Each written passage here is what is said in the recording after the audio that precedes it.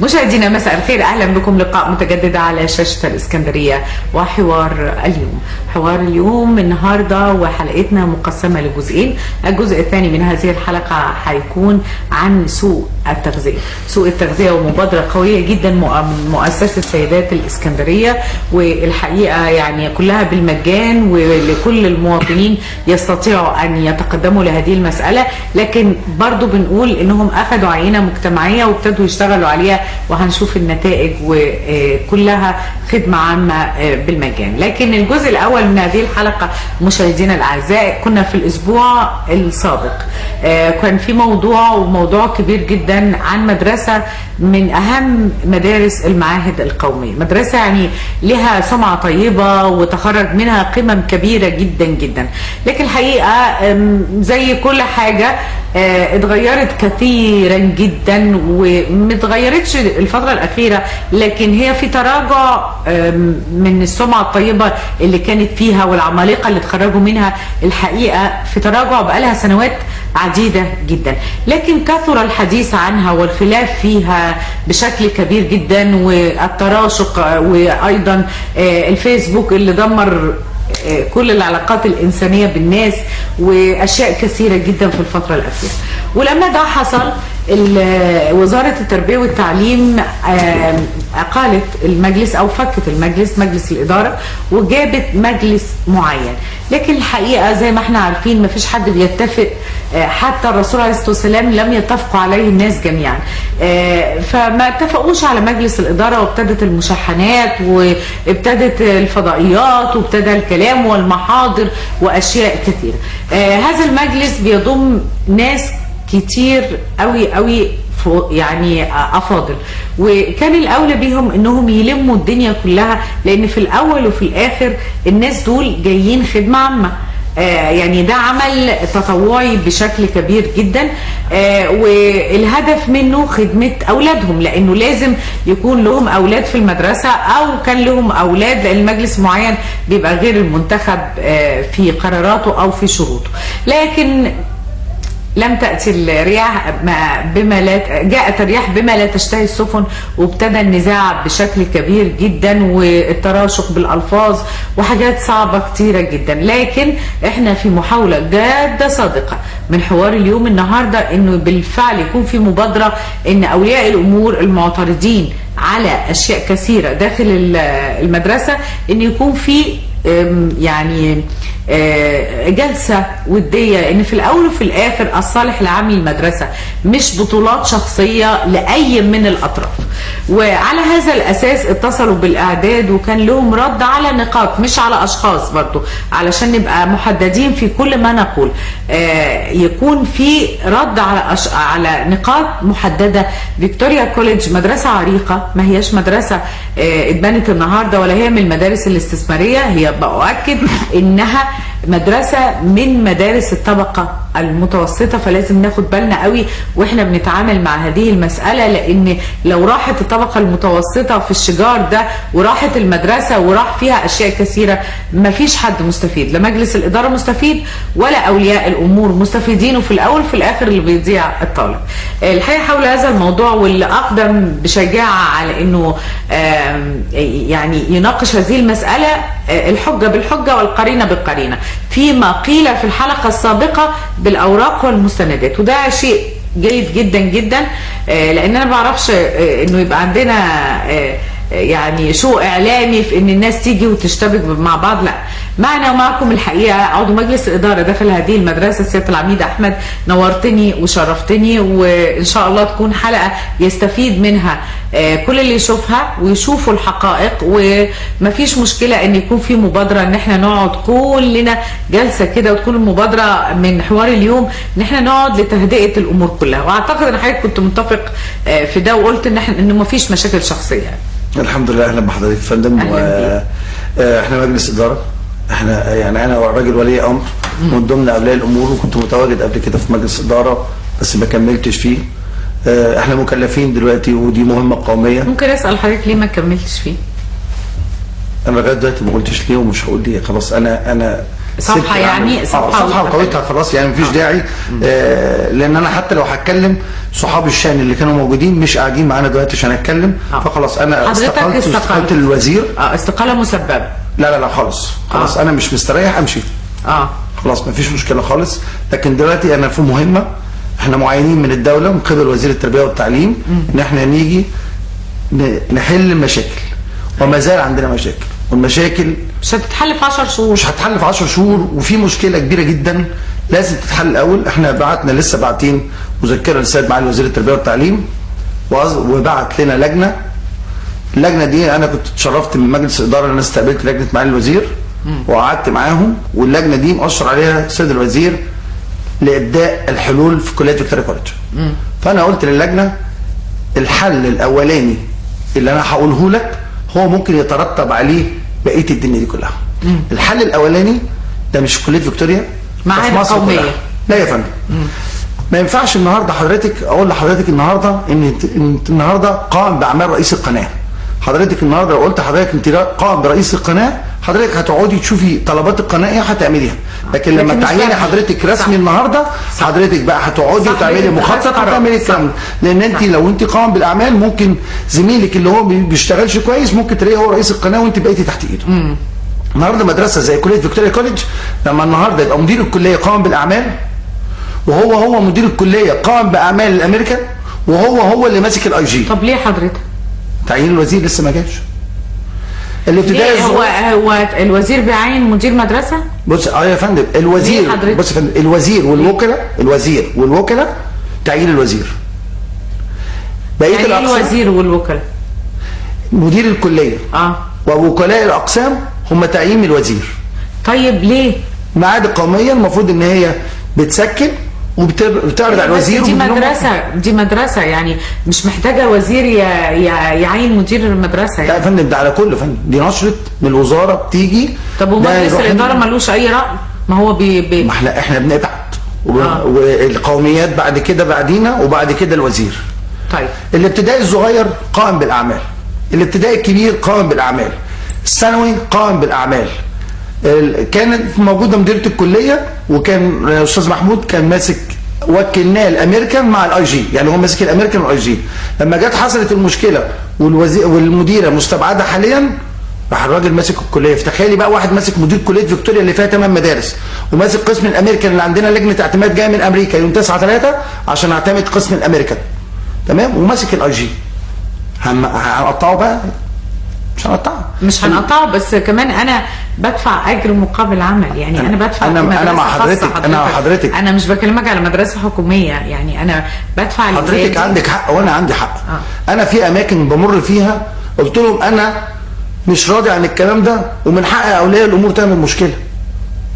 لكن هنرد على نقطه.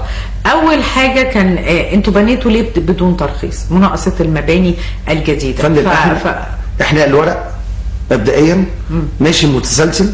يمكن انا بعت الاوراق دي للقناه عند حضرتك من اول قرار مجلس الاداره. المبنى الجديد هنشوفها حالا. من اول قرار مجلس الاداره تلاها اعلان في الجورنال، تلاها بعد كده بيع كراسه الشروط، لجنه ما وافقتش وما اكتملتش، وعدنا اللجنه تاني، وبعتنا للقوميات، وبعتنا للمحافظه، وماشيين احنا في اجراءاتنا. ده احنا شايفين كده. ده الاعلان اللي نزل في جريده الاهرام، مش اي جريده، اللي هي المناقصه. وادي ده هاني عايزين صوره جسات المبنى. طب ليه ما خدتوش موافقه من الحي؟ ايه القضيه؟ احنا ماشيين يا فندم في اجراءات. المبنى اللي اتقال ان هو جاي له ازاله ومش هينفع يتزال عشان مفيش حضرتك اساسات جيده. مفيش اساسات جيده ومش هينفع. لا، ولانها تراث فلا يجوز. بص الاعلان ده دي جوابات اللي من رئيس الوزراء للمحافظ ان ينهي التراخيص بتاعتنا. ده حضرتك تقرير منين ده حضرتك؟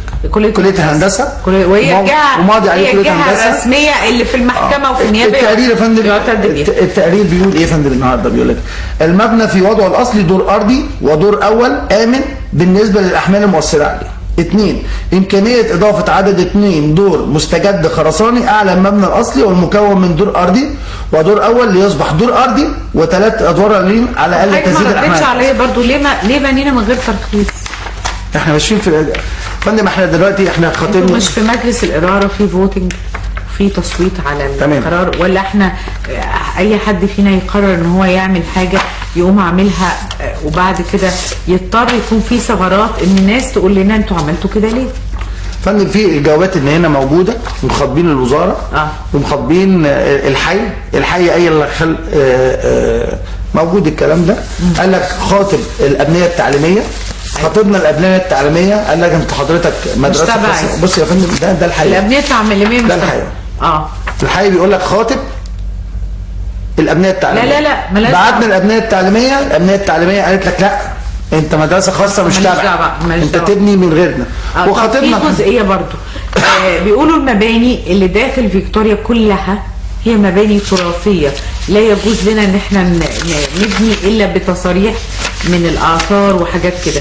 هل دي حقيقه ولا لا، ولا معلومه غير مؤكده؟ لا يا فندم، هي المنطقه بالكامل كلها بتاعه الكليه هي اثريه، بس مش المباني نفسها.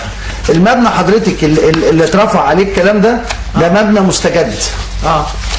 يعني بعيد عن الجزء ده. لا لا لا لا. طيب لكن هي برضو انا عايزه برضو تبقى حضرتك معايا ان كان في موافقه في المجلس السابق وحضرتك كنت فيه بالبنى ولم يتم البناء، ليه؟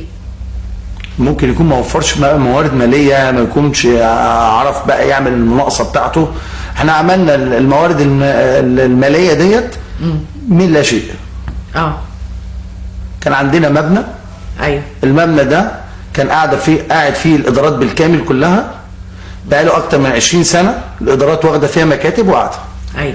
نجحنا. المفروض ان كانت الناس تستغل المجلس الموجود بالناس اللي فيه وامكانياتهم وعلاقاتهم. طلعنا الناس دي منها ونقلنا فيهم الحسابات ونقلنا فيهم شؤون الطلبه وشؤون العاملين، ورحنا واخدين المبنى ده. دي في حضرتك صور الجسات اهي اللي بتتعمل اهي. عشان ما يأثرش على المباني المجاوره. ده شغل كليه هندسه يا فندم. ما هو لازم يبقى كليه الهندسه، لان انا مش جاي انا معايا التقرير الاستشاري بتاعنا. لا بس احنا ما رضيناش. كليه الهندسه هي الجهه الوحيده المعتمده في فك النزاعات. تمام. فرحنا عاملين مبنى، اخذنا مبنى الحسابات ده وعملناه مبنى بلاي سكول. اللي دخل لنا من فلوس البلاي سكول عملناه. بتاع الوزاره بيقول لي انتوا عاملين المبنى اللي هو الدورين الخرسانه ده بالمبلغ ده. قال لي ده المبلغ ده ما كملش مليون جنيه. قال لي المبنى ده المفروض يتكلف 5 مليون جنيه.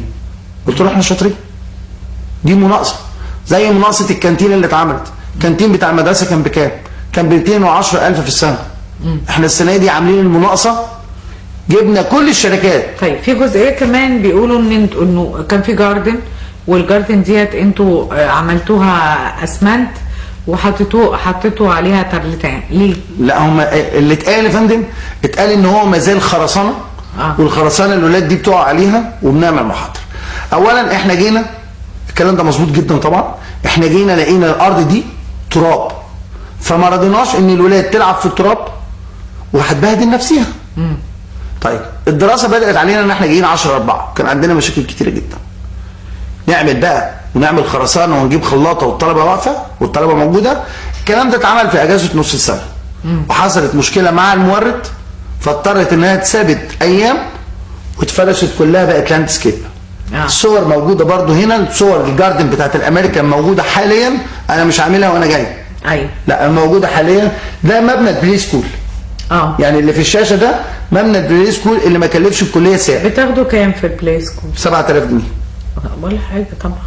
يعني فندم الامريكان ب 10,000 جنيه النهارده، وبتطالبني المام وبتطالبني التكييفات في الفصول وانترنت والكلام ده. انا اجيبه منين؟ ده مبنى بلاي سكول. حاجه محترمه يعني. لا ما هو 7000 جنيه في البلاي سكول برضه ولا حاجه بالنسبه للاستثماري. انا ما بقولش ولا حاجه ان ديت ارقام قليله، لا.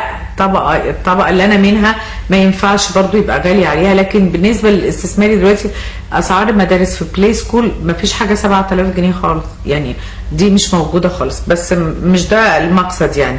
عملتوا واجهه الكليه برضو بدون ما يكون في مناقصه. اللي هي ايه؟ الواجهه نفسها. لا يا فندم، احنا ما عملناش فعلا مناقصه. انا هعمل مناقصه ليه؟ ده انا شاري الخامات، التوريدات عندي شاريه الخامات بعروض اسعار هذه المباني، وعندي هنا العمال في الكليه. خساره والله، المعاهد القوميه ديت بيدمروها. فندم انا النهارده دلوقتي اعمل مناقصه واجيب مقاول النهارده ياخد لي 2 مليون جنيه في توضيب واجهه، ولا النهارده اجيب عروض اسعار، اجيب رملتي واجيب زي الاسمنت واجيب حاجتي، والعمال بتاعت الكليه هي اللي وضبت الكلام ده وطلع لها مكافئات. امال انا عندي عمال ليه؟ امال العمال اللي عندي ما استغلهاش ليه؟ فما عملتش مناقصه. ما اعملش مناقصه، اعمل مناقصه ليه؟ انا حقي النهارده ان انا انزل اشتري الكلام ده واجيب العمال بتاعتي اللي في المحاره واللي في الدهان والكلام ده، ويدهن لي الكلام ده، وفي الاخر بطلع له مكافاه عشان بيسهروا بدل الامريكان.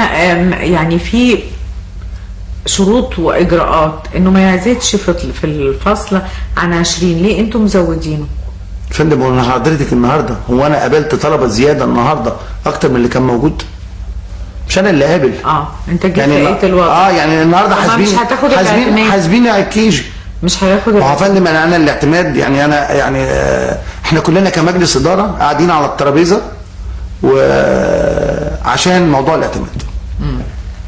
انا النهارده عامل دورين ليه؟ عشان افك الكثافه اللي الناس زعلانه منها. وانا النهارده هعمله مول للدورين ده. انا مش هعمله مول، انا هنقل فيه الامريكان وهعمل حاجه كويسه بقى وحاجه مظبوطه يبقى كلهم قاعدين في مكان واحد. لكن النهارده لما تقول لي ابني في حته ثانيه، طب انا هقعد الامريكان هنا وده هنا، انا 8 مدارس يا فندم جوه بعض. كليه فيكتوريا طبعا كليه مدرسه، فانا لازم احطهم في حته واحده. يعني النهارده الكلاس هو اكبر كلاس النهارده فيه 26 طالب. طيب هم برضه معترضين على حاجه مهمه، بيقول لك انا بدفع اكتر من ناشونال بكتير، لكنها نفس الاتوبيسات ونفس الكلاسات ومفيش فرق خالص، وانا بدفع فلوس الامريكان. بالاضافه ان ابني بيجي الاوتو ما يجيلوش مثلا، فيسالوه ما جاش ليه؟ ما عنديش رخصه، مش متجدد. لا يا فندم الكلام ده الناس اصلا قالت متلافه على الباصات عندنا. الباص كان سعره زهيد، حضرتك ما سالتنيش بس انا هقول لحضرتك الباص كان في السنه ب 680 جنيه. قولي لي حضرتك ما هي مش مدرسه استثماريه، خلينا نتفق. ايوه يا فندم النهارده لما حضرتك تحسبيها النهارده مش هتجيب لا المرتب، ما انت حضرتك برضو لازم تحسبي الكوست الموجود النهارده طبعا. مرتب سواق ومشرفه وزيت وكاوتش والكلام ده كله. النهارده القرار الوزاري النهارده بيقول لك ايه؟ بيقول لك ما تاخديش 10% اكتر من التكلفه الفعليه، وعندنا قرار بالكلام ده. تمام؟ لكن النهارده في مشكله في التامينات، في مشكله في التامينات وحليناها. حليناها. واقول لحضرتك من ضمن الحلول، هقول لحضرتك من ضمن الكوارث اللي حصلت ان احنا جينا يوم 24 قبل يوم مرتبات في شهر من الشهور ان اتقفل الحسابات بتاعت البنك، اتصدرت من التامينات. ليه؟ عشان عندنا تامينات من 10 سنين. طب انا ذنبي؟ لا. لولا اتصالاتنا، وكان في مؤتمر بتاع سياده الرئيس في مكتبه اسكندريه، وقابلنا السيده وزيره التامينات وعرضنا عليها المشكله، وبعتت لنا المندوب بتاعها وجدولنا الفلوس كلها بالكامل، كلها مبالغ بالملايين. جدولنا الكلام ده، وبالتالي فكلنا الاول ان احنا نقبض. المتعاقبه دي كانت فين؟ مش لازم برضو يعني الناس تيجي كده ويبقى فيها مشكله وتاخد بعضها وتمشي وتسيب الدنيا يعني ازاي يعني؟ المجالس المتعاقبه دي حضرتك بتقول من سنين، موضوع التامينات ده من سنين. يا فندم اللي احنا بنتكلم فيه ده مش وليد اللحظه، اللي احنا بنتكلم فيه ده يعني تراكم سنوات وسنوات. النهارده لما حضرتك تقولي لي النهارده، لما انا اجي النهارده الاقي فيه 5 مليون جنيه، احنا جينا قعدنا على الترابيزه اول مره، جبنا الموقف المالي، المدير المالي يقول لنا الموقف المالي، قال لك اول فلوس هتخش في شهر 9، احنا محتاجين لشهر 9 20 مليون جنيه. في كام معاك؟ معهوش مليون جنيه. سعينا بقى، حمام السباحه كان بايظ صلحناه، طبعا جه شغلتنا فصلحته، الملاعب صلحناها، بدانا نعرض على الاكاديميات بتاعتنا، جبنا 2 مليون جنيه مثلا.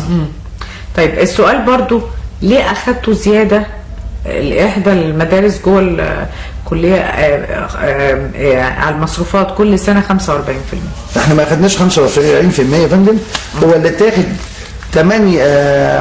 48% على سنتين للاي جي. ما ينفعش. لا يا فندم ده قرار. لا مش قرار الاي جي، الاي جي فقط. لا حضرتك مش من حقه ولا حتى الوزير من حقه. اقول لحضرتك ليه؟ انا جيت المدرسه وانا عارفه انها بكذا، اتفق معاه من الاول وخلاص. يعني الجديد لكن اللي موجود لا. انا افرض عندي 3 ولاد عندك، اعمل ايه وانت عارف الظروف الاقتصاديه اللي كل مصر بتمر بيها ومضطرين، مش معقول كل واحد هيحط ايده في جيب التاني، لازم يكون عندنا برضو رحمه. يعني ايه انا كل سنه تزود لي المبلغ ده ليه يا فندم؟ يعني احنا ولي امر برضه، وعندي بنتي في مدرسه قوميه من ضمن المدارس القوميه. تمام. اللي بيسرق على الطلبه. لا انتوا المدرسه الوحيده، انتوا سنشار. لا احنا زدنا 14% بقرار وزاري موجود معايا. 14% دي زياده طبيعيه. تمام. لكن لما يبقى انا مش، عشان بس ابقى المعلومه دقيقه وصحيحه، انا مش عارفه الامريكان ولا الاي جي. الاي جي. انا بقول لحضرتك الاي جي 45% كل سنه، ده ازاي؟ 48% على سنتين، السنه دي 24% والسنه الجايه 24%. مش 48 في السنه. 8 القرار كده طالع 48% على سنتين، السنه دي 24 والسنه الجايه 24. طب ليه؟ ممكن اعرف؟ عشان اقدر اغطي تكلفتي. اغطي تكلفتي ازاي؟ طب وانا دلوقتي جبت ولدين عندك، اعمل ايه؟ اجي حضرتك الاي جي النهارده اهو. هو بيقول لك 48%. ايوه. 17 18 و24% 18 19. ان انا حضرتك عندي ولدين عندك، اعمل ايه؟ حط نفسك مكاني كولي امر، حضرتك في مجلس الاداره اللي راحت لان دي خدمه عامه اللي راحت اولياء الامور، وعشان المنظومه تمشي كويس. انا لو عندي ولد، انا ما عنديش ولاد عندكم، ما عنديش ولاد في التعليم خالص، لكن اعمل ايه؟ فندم النهارده حط نفسك مكان ولي الامر. ما انا هقول لحضرتك انا اجيب منين ده؟ انا هقول لك حاجه يا فندم. انا دلوقتي وجات لي تعليمات وجات لي الكلام النهارده، لما انا النهارده بروح اشتري حاجه بيحط لي 14%. هقول له انت بتحطها ليه؟ بتقول لي الدوله هي اللي حطها. سياده العميد، يعني حضرتك لو عندك الولدين دول في الاي جي هعاني طبعا، بس هعاني. وانا هكذب على نفسي وانا ما بعنيش مثلا. بص حضرتك، انا بس مش عايزه يبان ان في خلاف شخصي بينكم وبين اي حد من ولي الامور، من ولي الامر، لسبب واحد، انتوا كلكم بتكملوا بعض. وانا كنت قابلت الست نائب حسين، وكان في بالفعل يعني الراجل رحب جدا وقال انا ما عنديش اي غصه ولا اي مشاكل، بس مش معقول مش عارفه اشتغل طول الوقت بيشتكوا كده. عايزه برضو حضرتك تقول لي ازاي تمنعوا ولي امر منها تدخل المدرسه؟ فندم في مواعيد رسميه للمقابله، مقابله الاي جي امتى، ومحطوط جدول، ما تجيش تخشي في اي وقت. بس انا مش عايز اتطرق للحته دي، لان انا قبل البرنامج قلت لحضرتك انا مش جاي اتكلم على شخص بنفسه، انا جاي وانا اتصلت وقلت انا هرد على بند من اللي اتقال. يعني لما يتقال النهارده الارض خرسانه وانا تعبان فيها وعاملها بالمنظر ده كده والصور بتاعتها ما اتعرضتش، انا حابب هاني لو سمحت معلش يا هاني، الملعب الامريكا اخر حاجه يا هاني المفروض، معلش قبل بس ما نختم، انا عايزاك تحط لنا الملعب عشان يبقى اهو. هي حضرتك اهو فن من الجاردن. النهارده لازم اعمل طبقه خرسانه قبل ما احط عليها النجيل اسمها يا فندم. ديت السفنج ده مكان الالعاب، ادي المنظر اهو يا فندم، ده مكان الالعاب اهي بتاعت الطلبه. طيب حضرتك يعني اللي عايز يروح يبص الصبح في الكليه وعايز يروح الكليه دلوقتي يروح. قسم الامريكان شغال عندنا عشان الاعتماد. طيب حضرتك شايف انه لازم يكون في يعني ود ما بين ولي الامر وبين مجلس الاداره واداره المدرسه طبعا. بس انا عايز بس يعني افهم الناس بس حاجه، هو في فرق يا جماعه ما بين مجلس الاداره وفي فرق ما بين اداره الكليه. يعني ما يجيش النهارده تيجي تكلمني تقول لي ما تتدخلش في العمليه التعليميه، انا ما بتدخلش في العمليه التعليميه. ما تجيش تقول لي مجلس الاداره مبوظ الدنيا، ما فيش مدرسين في الفصول، ما فيش مدرسين في الفصول، دي مشكله المدرسه. مشكله الاداره. ما تقول لي النهارده ان حصص الانجليزي اتخفضت، مش بتاعتي. النهارده في وكيل قسم مع الوكيل بتاعه، النهارده هو اللي بيحط الجدول. بس على ده كله لو جات لي بقى مخالفه من مدير الكليه انا ماليش دعوه. مجلس الاداره هو شغلانته ان هو يوفر الموارد الماليه.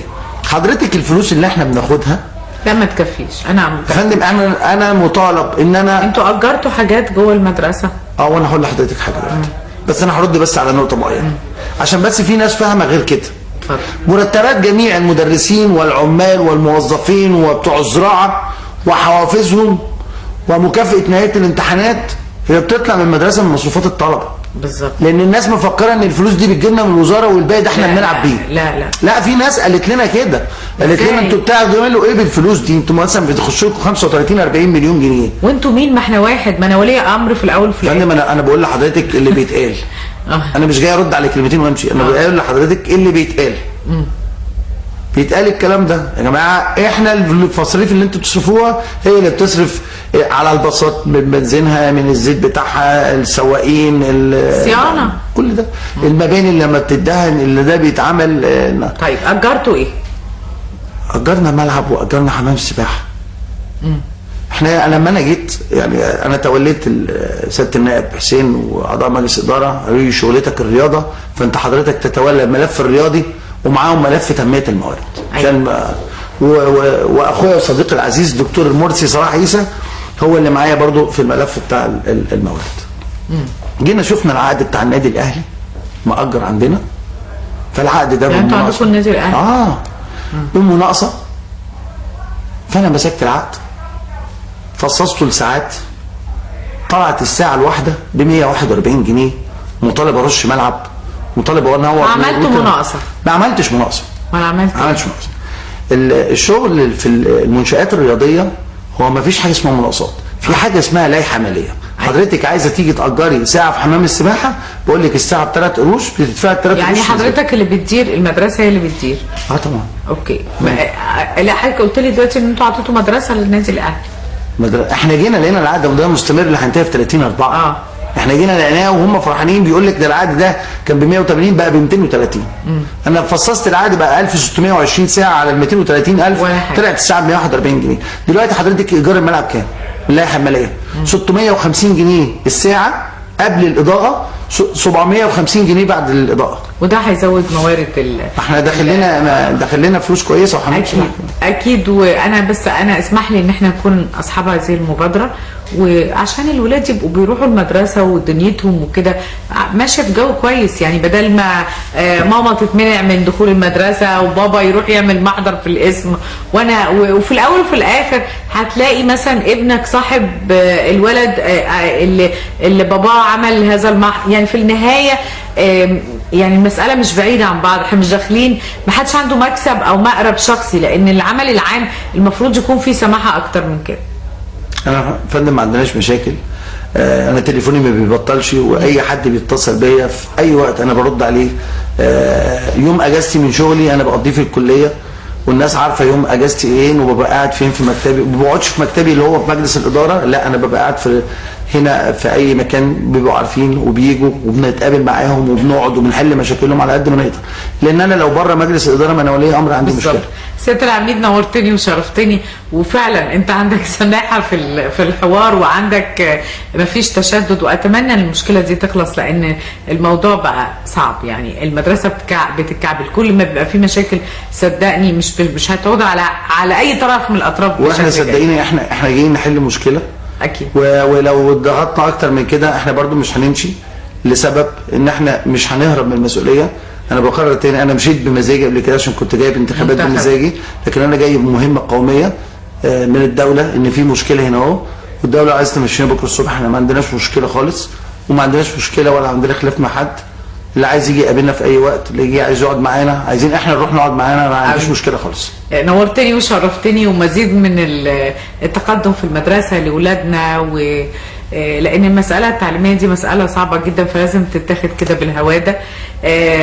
وان شاء الله خير. المره الجايه نقول للمشاهدين ان احنا قعدنا وحلينا ان شاء الله. ان شاء الله انا ما عنديش مشكله من بكره الصبح ان شاء الله. فاصل مشاهدينا، بعد هذا الفاصل هيكون لنا لقاء عن جمعيه الحقيقه بتقوم بدور رائع جدا في مساله سوء التغذيه. كلنا بناكل، وكلنا ناس كتير جدا بتبقى وزنها كبير لكن عندها سوء تغذيه. هنشوف مشاهدينا، لكن بعد هذا الفاصل في انتظاركم على الهواء مباشره.